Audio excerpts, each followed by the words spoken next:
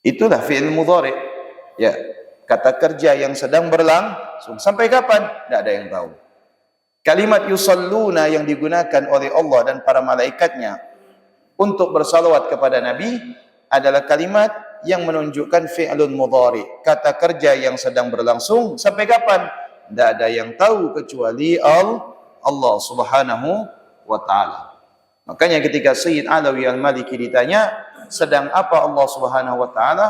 Sedang bersalawat dan salam kepada Nabi sallallahu alaihi wasallam. Kemudian keistimewaan ayat ini, perintah salawat kepada Nabi, adalah keistimewaan yang luar biasa. Kenapa?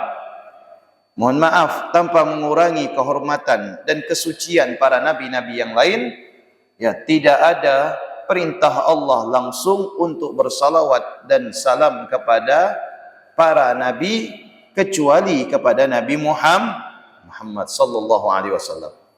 Karena kalimat nabi yang dimaksud di situ adalah, ya, yusalluna 'alan nabi, yaitu kepada Nabi Muhammad. Adapun nabi-nabi yang lain, Allah tidak memulai, ya, tidak memerintahkan untuk bersalawat dan bersalam kepada mereka. Hanya saja karena keimanan kita kepada para utusan Allah, Rasul, ya, kecintaan kita kepada mereka sebagai nabi dan utusan Allah, kita juga ketika menyebut nama mereka, maka kemudian memanjatkan salawat dan salam kepada mereka, sebagaimana yang biasa kita ucapkan, afdalus salat wa atammut taslim, atau alaihi salatu wassalam.